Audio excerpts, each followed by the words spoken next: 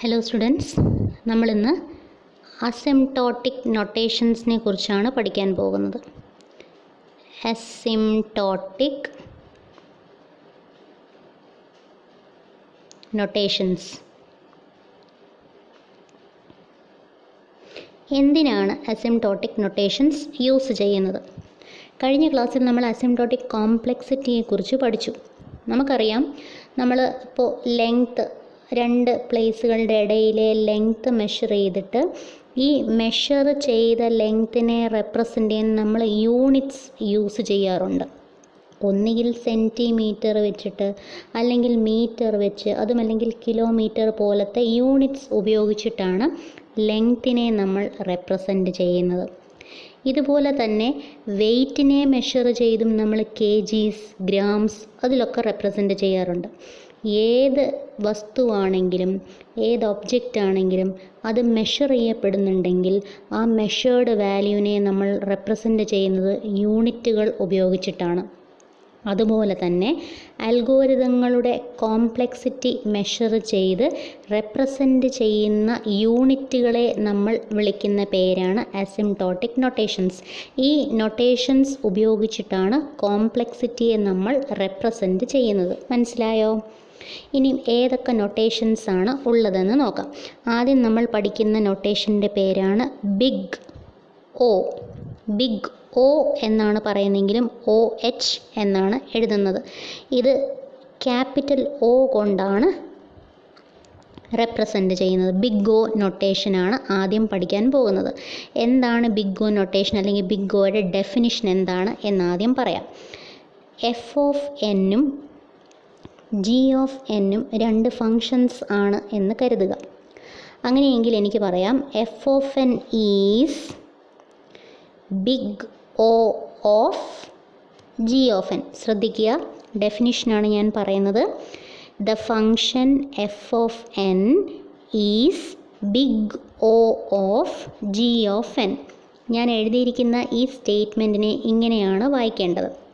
ഇനി രണ്ട് ഫങ്ഷൻസിനെ കമ്പയർ ചെയ്യുമ്പോൾ f(n) big O of g(n) ആണ് എന്ന് പറയണമെങ്കിൽ ഒരു പ്രധാനപ്പെട്ട ക്രൈറ്റീരിയ സാറ്റിസ്ഫൈ ചെയ്തിരിക്കണം. എന്താണ്? f(n) is big O of g(n) if and only if. എപ്പോഴേ നമുക്ക് പറയാൻ പറ്റൂ? ഇനി ഞാൻ അതാണ് പറയാൻ പോകുന്നത്. ഇഫ് ആൻഡ് ഓൺലി ഇഫ് കഴിഞ്ഞിട്ട് നമ്മൾ പറയും എന്താണ്? f(n) is less than or equal to c into g of n. മനസ്സിലായോ?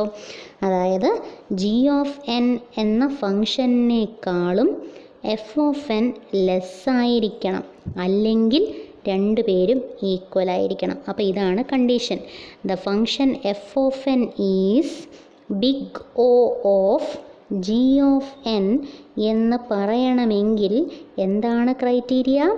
Function f(n) is less than or equal to g(n) എന്ന് പറയാൻ പറ്റണം. ഒന്നുകിൽ g(n)നേക്കാൾ ലെസ് ആയിരിക്കണം, അല്ലെങ്കിൽ g(n)നോട് ഈക്വൽ ആയിരിക്കണം f(n).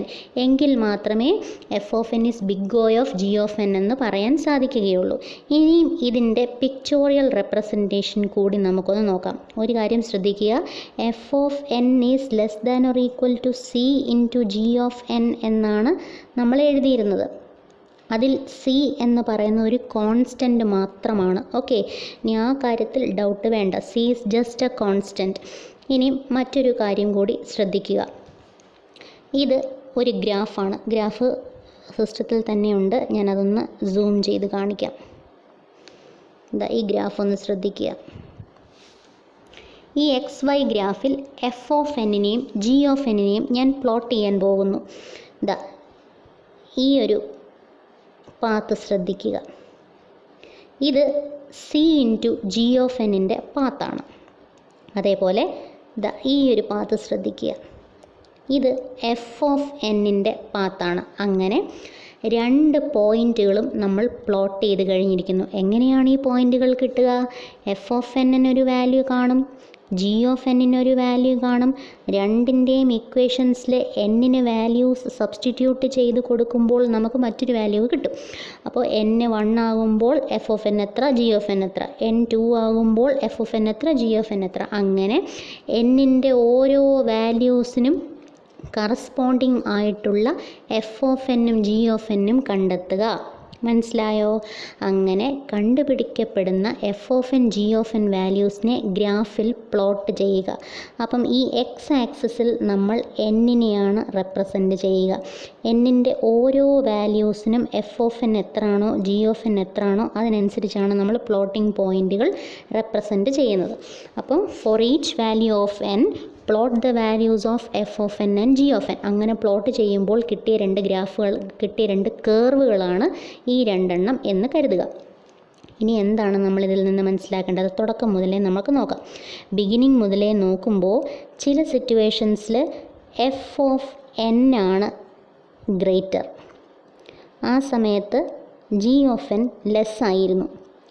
മറ്റ് ചില സന്ദർഭങ്ങൾ വന്നപ്പോൾ ഈ ഒരു പോയിൻ്റ് നമ്മൾ എടുക്കുകയാണെന്നുണ്ടെങ്കിൽ അവിടെ എഫ് ഓഫ് എന്നിനേക്കാളും ഗ്രേറ്റർ ആയിട്ട് വരുന്നത് ജി ഓഫ് എൻ. അതായത് ഈ പർട്ടിക്കുലർ പോയിൻ്റ് നമ്മൾ കൺസിഡർ ചെയ്യാമെന്നുണ്ടെങ്കിൽ അവിടെ എഫ് ഓഫ് എന്നിനേക്കാളും ഗ്രേറ്റർ ജി ഓഫ് എൻ ആണ്. ഈ പോയിൻറ്റിലോ അവിടെ എഫ് ഓഫ് എൻ ആയിരുന്നു ഗ്രേറ്റർ. അതേസമയം ഈ പോയിൻ്റ് എടുക്കുകയാണെങ്കിലോ, ഇവിടെ എടുക്കുകയാണെങ്കിൽ അവിടെ വീണ്ടും ഏതായി ഗ്രേറ്റർ? അവിടെ എഫ് ഓഫ് എൻ ആണ് ഗ്രേറ്റർ. അപ്പോൾ തുടക്കം മുതൽ നമ്മൾ ഈ ഒരു പർട്ടിക്കുലർ പോയിൻ്റ് വരെ നോക്കുകയാണെങ്കിൽ ചില സമയങ്ങളിൽ ചില values of N, for some values of N F of N is greater and for some other values of N G of N is greater. ഏതാണ് യഥാർത്ഥത്തിൽ വലുത്, ഏതാണ് യഥാർത്ഥത്തിൽ ചെറുതെന്ന് നമുക്ക് കണ്ടുപിടിക്കാൻ സാധിക്കുന്നില്ല. പക്ഷേ ഈ ഒരു പർട്ടിക്കുലർ പോയിൻറ്റിന് ശേഷം നിങ്ങൾ ഏത് എന്നിൻ്റെ വാല്യൂ എടുത്ത് നോക്കിയാലും അവിടെ ഒക്കെ തന്നെ ജി ഓഫ് എന്നിനേക്കാളും ലെസ്സാണ് എഫ് ഓഫ് എൻ. ഒന്നുകൂടെ ആവർത്തിക്കുന്നു, ഒരു പർട്ടിക്കുലർ പോയിൻറ്റിന് ശേഷം നിങ്ങൾ എന്നിന് ഏത് വാല്യൂ കൊടുത്താലും അവിടെ ഒക്കെ തന്നെ F of N is less than G of N. പിന്നെ എപ്പോഴാണ് എഫ് ഓഫ് എൻ ഈക്വൽ ആവുന്നത്? ഈ സ്റ്റാർട്ടിംഗ് പോയിൻറ്റിൽ എഫ് ഓഫ് എന്നും ജി ഓഫ് എന്നും ഈക്വലാണ്. അതിനുശേഷം എല്ലാ വാല്യൂസ് ഓഫ് എന്നിനും എഫ് ഓഫ് എൻ ലെസ് ആണ്. അപ്പോൾ നമ്മുടെ കണ്ടീഷൻ സാറ്റിസ്ഫൈ ആകുന്നു. എന്താ F of N is less than or equal to C into G of N. C into G of എന്നിനേക്കാൾ ഒന്നുകിൽ ലെസ് ആണ് അല്ലെങ്കിൽ ഈക്വൽ ആണ്. അപ്പോൾ ഈക്വൽ ഈ ഒരു പോയിൻറ്റിൽ മാത്രമേ ഉള്ളൂ, ബാക്കി എല്ലാ പോയിൻറ്റിലും എഫ് ഓഫ് എൻ ലെസ് തന്നെയാണ്. ഇനി നമുക്ക് കറക്റ്റ് ഡെഫിനിഷൻ ഒന്നുകൂടി പറയാം. A function f of n is big O of g of n. ഇങ്ങനെ പറയണമെങ്കിൽ എന്താണ് ക്രൈറ്റീരിയ സാറ്റിസ്ഫൈ ചെയ്യേണ്ടത്? This is true if and only if f of n is less than or equal to c into g of n where c is a constant. This is true for all values of n starting from n0.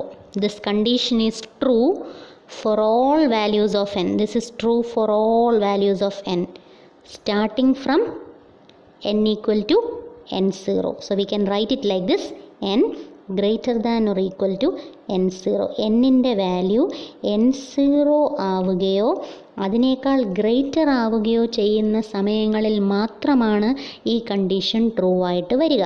അതായത് എന്നിൻ്റെ value n0യേക്കാൾ less ആവുന്ന സമയത്ത് ഈ condition true ആകണമെന്ന് നിർബന്ധം ഇല്ല. അപ്പം this is the starting point. From n0 onwards this condition will be true. Before that this condition can either be true or false. അപ്പോൾ നിങ്ങൾക്ക് ഡെഫിനിഷൻ മനസ്സിലായല്ലോ. Function F of N is big O of g of n if and only if f of n is less than or equal to c into g of n where c is a constant, and this is true for all values of n where n is greater than or equal to n0. മനസ്സിലായോ? Okay, ശരി. അപ്പോൾ ഇതാണ് big O എന്ന് പറയുന്ന notation, അതിൻ്റെ ഡെഫിനിഷനും. നമുക്ക് അടുത്ത നൊട്ടേഷനിലേക്ക് പോകാം. രണ്ടാമത്തെ നൊട്ടേഷനാണ് തീറ്റ എന്നാണ് സെക്കൻഡ് നൊട്ടേഷൻ്റെ പേര്. ഇനി തീറ്റയുടെ ഡെഫിനിഷൻ പറയട്ടെ. തീറ്റ പറയുന്നു the function F of N is theta of G of N. എപ്പോഴേ പറയാൻ പറ്റൂ? If and only if F of N is greater than or equal to C into G of N. അതായത് F of N എന്ന് പറയുന്നത് theta of G of N എന്ന് പറയണമെങ്കിൽ ഈ പറയുന്ന കണ്ടീഷൻ ട്രൂ ആയിരിക്കണം. എന്താ അത്? എഫ് ഓഫ് എന്നിൻ്റെ വാല്യൂ ജി ഓഫ് എന്നിനോട് ഈക്വൽ ആവുകയോ അല്ലെങ്കിൽ ജി ഓഫ് എന്നിനേക്കാൾ ഗ്രേറ്റർ ആവുകയോ ചെയ്തിരിക്കും. And this is true for all values of N starting from n0. n0 മുതൽ അങ്ങോട്ടുള്ള എന്നിൻ്റെ ഏത് വാല്യൂസ് എടുത്താലും ഈ കണ്ടീഷൻ ട്രൂ ആണ്. പക്ഷേ n0യ്ക്ക് മുൻപ് this condition may either be true or false. ഇനി ഇതിൻ്റെ ഗ്രാഫിക്കൽ റെപ്രസെൻറ്റേഷൻ കൂടി നമുക്കൊന്ന് നോക്കാം. ഇതാണ്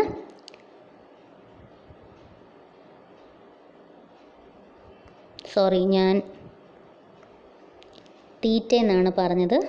നൊട്ടേഷൻ തീറ്റയല്ല, ഒമേഗയാണേ.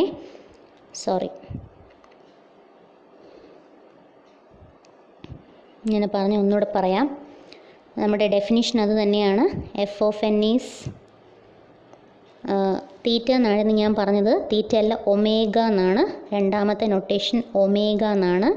F of N is omega of G of N if and only if F of N is, ബാക്കി കണ്ടീഷൻ എല്ലാം same, greater than or equal to C into G of N. This is true for all values of N were N is greater than or equal to n0. എല്ലാം ശരിയാണ്. ഞാൻ എഴുതിയ notation മാത്രം ഒന്ന് മാറിപ്പോയി. Notation ഞാൻ തീറ്റ എന്നായിരുന്നു പറഞ്ഞിരുന്നത്. തീറ്റയല്ല, നൊട്ടേഷൻ്റെ പേര് ഒമേഗ എന്നാണ്. ആ ഒരു കാര്യം മാത്രമേ വ്യത്യാസമായിട്ടുള്ളൂ, ബാക്കിയെല്ലാം സെയിം. ഇതിൻ്റെ റെപ്രസെൻറ്റേഷൻ നമുക്കൊന്ന് നോക്കാം. ഇതാണ് നമ്മുടെ ഗ്രാഫ്. ഈ ഗ്രാഫിൽ ഈ ഒരു കേർവ് ഇത് സി ഇൻറ്റു ജി ഓഫ് എന്നിൻ്റെയാണ്. അതേസമയം ഈ കേർവ് എഫ് ഓഫ് എന്നിൻ്റേതാണ്. അങ്ങനെ എന്നിൻ്റെ വ്യത്യസ്തമായ വാല്യൂകൾക്ക് നമ്മൾ എഫ് ഓഫ് എന്നും ജി ഓഫ് എന്നും പ്ലോട്ട് ചെയ്യുന്നു. പ്ലോട്ട് ചെയ്യുമ്പോൾ ആദ്യത്തെ കുറച്ച് പോയിൻ്റുകൾക്ക് ചില സമയങ്ങളിൽ എഫ് ഓഫ് എൻ ആയിരിക്കും ഗ്രേറ്റർ, മറ്റു ചില സമയങ്ങളിൽ C into G of N ആയിരിക്കും ഗ്രേറ്റർ. പക്ഷേ ഒരു പർട്ടിക്കുലർ പോയിൻ്റ്, ആ പോയിൻറ്റിനെ ഞാൻ n0 എന്ന് വിളിക്കുന്നു. ഈ പർട്ടിക്കുലർ പോയിൻറ്റിന് ശേഷമുള്ള എന്നിൻ്റെ ഏത് വാല്യൂ നിങ്ങൾ എടുത്താലും അവിടെയൊക്കെ തന്നെ എഫ് ഓഫ് എന്നിനേക്കാളും ലെസ്സാണ് സി ഇൻറ്റു ജി ഓഫ് എന്നിൻ്റെ വാല്യൂ. മനസ്സിലായോ? അപ്പോൾ നമുക്ക് പറയാം, ഒരു പർട്ടിക്കുലർ പോയിൻറ്റിൽ എഫ് ഓഫ് എന്നും ജി ഓഫ് എന്നും ഈക്വൽ ആകുന്നു. അതിനുശേഷമുള്ള എല്ലാ വാല്യൂസിനും F of N G of എന്നിനേക്കാളും ഗ്രേറ്ററാണ്. മനസ്സിലായോ? അപ്പോൾ എന്ത് കണ്ടീഷൻ സാറ്റിസ്ഫൈ ആയി? F of N is greater than or equal to C into G of N എന്നായില്ലേ? ഒരു പോയിൻറ്റിൽ ഈക്വലുമായി, അതിനുശേഷമുള്ള എല്ലാ പോയിൻറ്റിലും എഫ് ഓഫ് എൻ ഗ്രേറ്ററുമായി. അപ്പോൾ നമുക്ക് എഴുതാം, F of N is omega of G of N if and only if f of n is greater than or equal to c into g of n. This is true for all values of n where n is greater than or equal to n0 and here c is a constant. അങ്ങനെ definition പഠിച്ചല്ലോ. ഇതാണ് ഡെഫിനിഷനും അതിൻ്റെ graphical റെപ്രസെൻറ്റേഷനും. അപ്പോൾ രണ്ട് functions തമ്മിൽ compare ചെയ്യുന്ന സമയത്ത് first function സെക്കൻഡിനോട് ഈക്വലോ ത്രൂ ഔട്ട് ലെസ്സോ ആണെങ്കിൽ, less than or equal to കണ്ടീഷനാണ് പ്രിവെയിൽ ചെയ്യുന്നതെങ്കിൽ അവർ ബിഗ് ഒ നൊട്ടേഷൻ്റെ ക്രൈറ്റീരിയയാണ് സാറ്റിസ്ഫൈ ചെയ്യുന്നത്. ഇനി അതല്ല, ഫസ്റ്റ് ഫംഗ്ഷനും സെക്കൻഡ് ഫംഗ്ഷനൂടെ കമ്പയർ ചെയ്യുന്ന സമയത്ത് first function greater than or equal to എന്ന കണ്ടീഷനാണ് പ്രിവെയിൽ ചെയ്യുന്നതെങ്കിൽ നമുക്ക് പറയാം അവിടെ ഒമേഗ എന്ന നൊട്ടേഷനാണ് നമ്മൾ റെപ്രസെൻറ്റേഷന് വേണ്ടി യൂസ് ചെയ്യുന്നത്. ഇനിയാണ് ആക്ച്വലി നമ്മൾ ഏത് നൊട്ടേഷനിലേക്ക് വരുന്നത്, തീറ്റ എന്ന നൊട്ടേഷനിലേക്ക് വരുന്നത്. ഇനിയും എന്താണ് ഈ theta? Theta actually lies between big O and omega. Big ഒയ്ക്കും ഒമേഗയ്ക്കും ഇടയ്ക്ക് ലൈ ചെയ്യുന്ന ഒരു നൊട്ടേഷനാണ് തീറ്റ. എന്താണെന്ന് നമുക്കൊന്ന് നോക്കാം. Okay,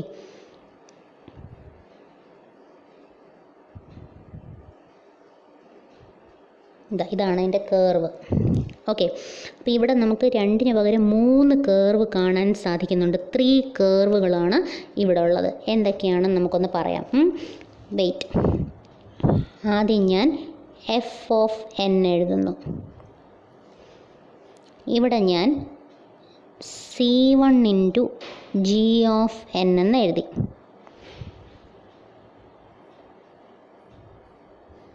C1 into G of N. ഇവിടെ ഞാൻ എഴുതി C2 into G of N. അപ്പം ഈ ജി ഓഫ് എന്നും ഈ ജി ഓഫ് എന്നും സെയിം ആണേ, രണ്ടും ഒരു ഫംഗ്ഷൻ തന്നെയാണ്. വ്യത്യാസം എന്ന് വെച്ചാൽ ജി ഓഫ് എന്നിൻ്റെ കൂടെ C1 എന്ന കോൺസ്റ്റൻ്റ് ഇവിടെ മൾട്ടിപ്ലൈ ചെയ്തു, പകരം അതേ ഫംഗ്ഷൻ്റെ കൂടെ C2 എന്ന മറ്റൊരു കോൺസ്റ്റൻ്റാണ് ഇവിടെ മൾട്ടിപ്ലൈ ചെയ്തിരിക്കുന്നത്. ഓക്കെ, അപ്പോൾ ഇവിടെയും 2 ഫംഗ്ഷൻസേ ഉള്ളൂ. പക്ഷേ ജി ഓഫ് എന്നിൻ്റെ കൂടെ ഒരു തവണ ഞാൻ C1 എന്ന കോൺസ്റ്റൻറ്റ് മൾട്ടിപ്ലൈ ചെയ്തു, മറ്റൊരു സമയത്ത് ജി ഓഫ് എന്നിൻ്റെ കൂടെ C2 എന്ന കോൺസ്റ്റൻറ്റ് മൾട്ടിപ്ലൈ ചെയ്തു. ഇനിയും C1 എന്ന കോൺസ്റ്റൻ്റാണ് ജി ഓഫ് എന്നിൻ്റെ കൂടെ മൾട്ടിപ്ലൈ ചെയ്യുന്നതെങ്കിൽ ഇതാണ് കണ്ടീഷൻ. ഇനിയല്ല, C2 എന്ന കോൺസ്റ്റൻ്റാണ് ജി ഓഫ് എന്നിൻ്റെ കൂടെ മൾട്ടിപ്ലൈ ചെയ്യുന്നതെങ്കിൽ ഇതാണ് കണ്ടീഷൻ.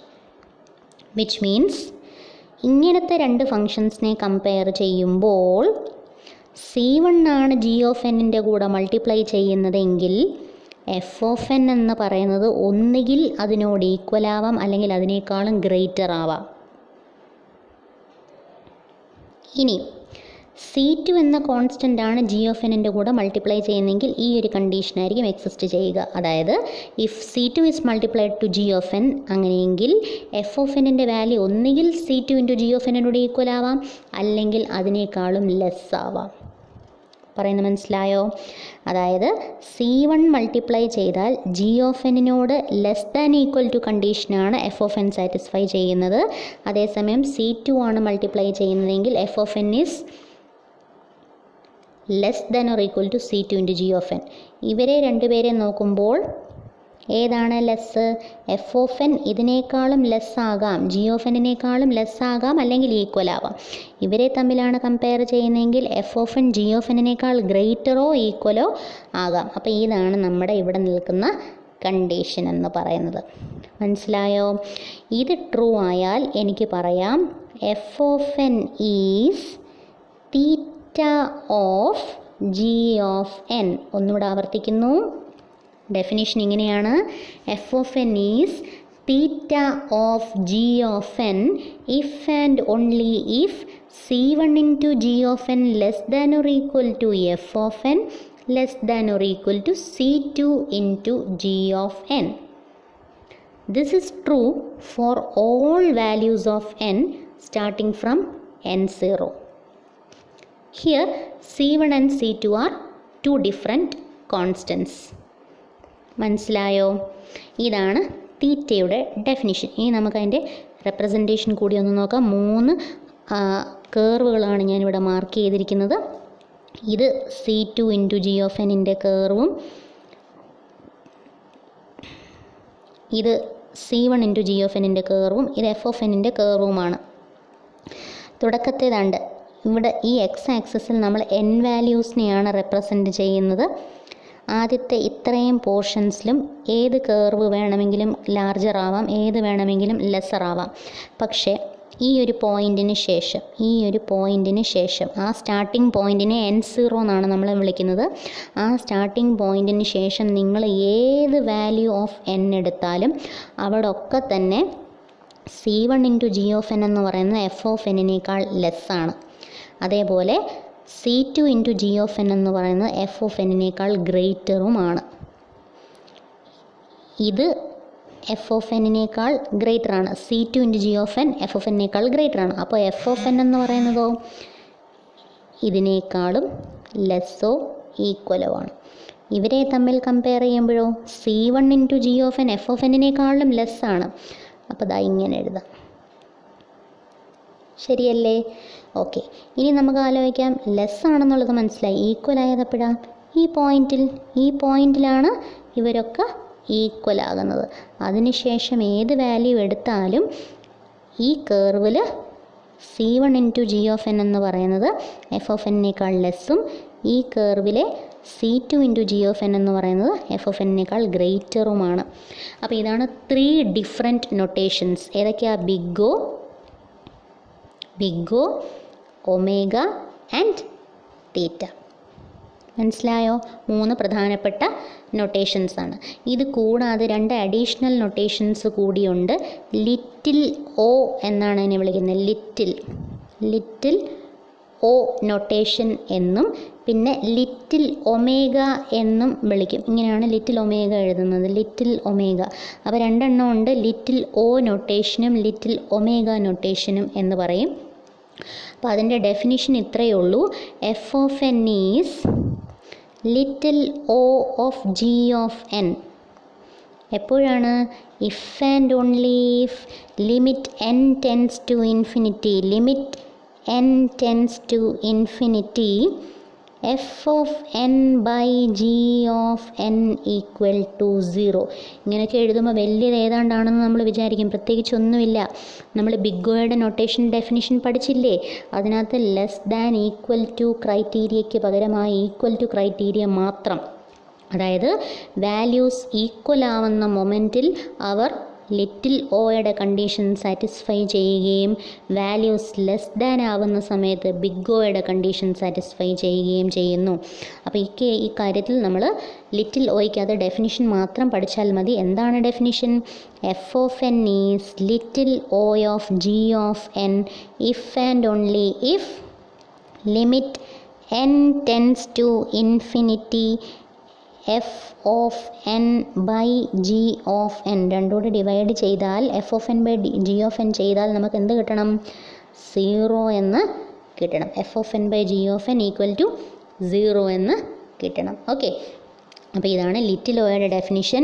ഇനിയും ഇതിന് പകരം അഞ്ചാമത്തെ ഒരു നൊട്ടേഷൻ കൂടി നമ്മൾ പഠിച്ചിരുന്നു. എന്താണ് അതിൻ്റെ പേര്? അഞ്ചാമത്തെ നൊട്ടേഷനാണ് ലിറ്റിൽ ഒമേഗ.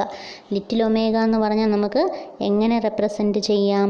ലിറ്റിൽ ഒമേഗ എന്ന് പറഞ്ഞാൽ ഡെഫിനിഷൻ ചെറുതായിട്ടൊന്ന് മാറും. F of N is little omega of G of N if and only if limit N tends to infinity G of N by F of N equal to 0.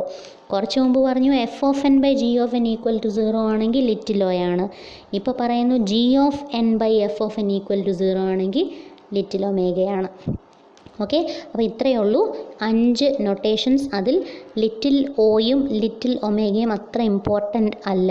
Important ആയിട്ടുള്ള 3 notations ആണ് big O നൊട്ടേഷനും omega നൊട്ടേഷനും തീറ്റ നൊട്ടേഷനും. ഇനി ഈ എല്ലാ നൊട്ടേഷൻസിനെയും കൂടി നമുക്ക് ഒരുമിച്ച് represent ചെയ്യാം. അതിനെ സ്കീമാറ്റിക് റെപ്രസെൻറ്റേഷൻ എന്നാണ് വിളിക്കാറ്. സ്കീമാറ്റിക് റെപ്രസെൻറ്റേഷൻ എന്ന് പറയും. എല്ലാ നൊട്ടേഷൻസിനെയും കൂടി ഒന്നിച്ച് റെപ്രസെൻറ്റ് ചെയ്യുന്നതിനെയാണ് സ്കീമാറ്റിക് റെപ്രസെൻറ്റേഷൻ എന്ന് പറയുന്നത്. എങ്ങനെയാണെന്ന് നമുക്ക് നോക്കാം. ഒരു വലിയ സർക്കിൾ കൺസിഡർ ചെയ്യാം. ഇതെന്ന് പറയുന്നത് എന്താണ്? ബിഗ് ഒയുടെ കണ്ടീഷൻ സാറ്റിസ്ഫൈ ചെയ്യുന്ന ഒരു സെറ്റ് ഓഫ് വാല്യൂസാണ്. ഈ സെറ്റിനകത്തുള്ള എല്ലാ വാല്യൂസും ബിഗ് ഒ കണ്ടീഷൻസ് സാറ്റിസ്ഫൈ ചെയ്യുന്നവയാണ്. മറ്റൊരു സെറ്റ് കൺസിഡർ ചെയ്യുന്നു. ആ സെറ്റിനകത്തുള്ള എല്ലാ വാല്യൂസും ഒമേഗ കണ്ടീഷൻ സാറ്റിസ്ഫൈ ചെയ്യുന്നവരാണ്. അപ്പോൾ ആദ്യത്തെ സെറ്റിലുള്ളതെല്ലാം ബിഗ് ഒ കണ്ടീഷൻ സാറ്റിസ്ഫൈ ചെയ്യുന്ന പോയിൻറ്റുകളും രണ്ടാമത്തെ സെറ്റിലുള്ളതെല്ലാം ഒമേഗയുടെ കണ്ടീഷൻസ് സാറ്റിസ്ഫൈ ചെയ്യുന്ന സെറ്റ് ഓഫ് പോയിൻറ്റുകളുമാണ്. ചില പോയിൻറ്റുകൾ രണ്ടിനും കോമൺ ആണ് അല്ലേ? അപ്പോൾ ആ കോമൺ ഏരിയയെ ഞാൻ തീറ്റ വെച്ച് റെപ്രസെൻറ്റ് ചെയ്യുന്നു. എന്താ കാര്യം? തീറ്റയിലെ ചില പോയിൻറ്റുകൾ എടുത്താൽ ചിലത് ലെസ് ദാൻ കണ്ടീഷനാണ്, ചിലത് ഗ്രേറ്റർ ദാൻ കണ്ടീഷനാണ്. എപ്പോഴാണ് ലെസ്, എപ്പോഴാണ് ഗ്രേറ്റർ? C1 മൾട്ടിപ്ലൈ ചെയ്താൽ എഫ് ഓഫ് എന്നിനേക്കാൾ ലെസ് ആവുകയും C2 മൾട്ടിപ്ലൈ ചെയ്താൽ എഫ് ഓഫ് എന്നിനേക്കാൾ ജി എഫ് എൻ ഗ്രേറ്റർ ആവുകയും ചെയ്യുന്നു. അപ്പോൾ ചില സമയങ്ങൾ ബിഗ് ഒയെ പോലെയും മറ്റു ചില സമയങ്ങൾ ഒമേഗയെ പോലെയും ബിഹേവ് ചെയ്യുന്നത് കൊണ്ട് നമുക്ക് പറയാം theta is the intersection portion of these two sets. ആ രണ്ട് സെറ്റിൻ്റെയും ഇൻ്റർസെക്ഷൻ പോർഷനെ തീറ്റ ആയിട്ട് നമുക്ക് റെപ്രസെൻറ്റ് ചെയ്യാം. ഇനി ബിഗ് ഒ എന്ന വലിയ സെറ്റിൻ്റെ ചെറിയൊരു സബ്സെറ്റ് മാത്രമാണ് ലിറ്റിൽ ഒ എന്ന് പറയുന്നത്. അതേപോലെ ഒമേഗ എന്ന വലിയ സെറ്റിൻ്റെ ചെറിയൊരു സബ്സെറ്റ് മാത്രമാണ് ലിറ്റിൽ ഒമേഗ എന്ന് പറയുന്നത്. ഇതാണ് സ്കീമാറ്റിക് റെപ്രസെൻറ്റേഷൻ. അപ്പോൾ ഇന്ന് ഈ വീഡിയോയിലൂടെ നമ്മൾ പഠിക്കുന്നത് അസിംപ്റ്റോട്ടിക് നൊട്ടേഷൻസ് എന്തൊക്കെയാണ്, എന്താണ് ഇതിൻ്റെയൊക്കെ ഡെഫിനിഷൻസ്, എങ്ങനെ ഇവരെയൊക്കെ ഗ്രാഫിക്കലി റെപ്രസെൻറ്റ് ചെയ്യാം, ഇതിൻ്റെ സ്കീമാറ്റിക് റെപ്രസെൻറ്റേഷൻസ് എന്താണ് പറഞ്ഞത് എല്ലാവർക്കും മനസ്സിലായി കാണുമെന്ന് വിചാരിക്കുന്നു. Okay, thank you.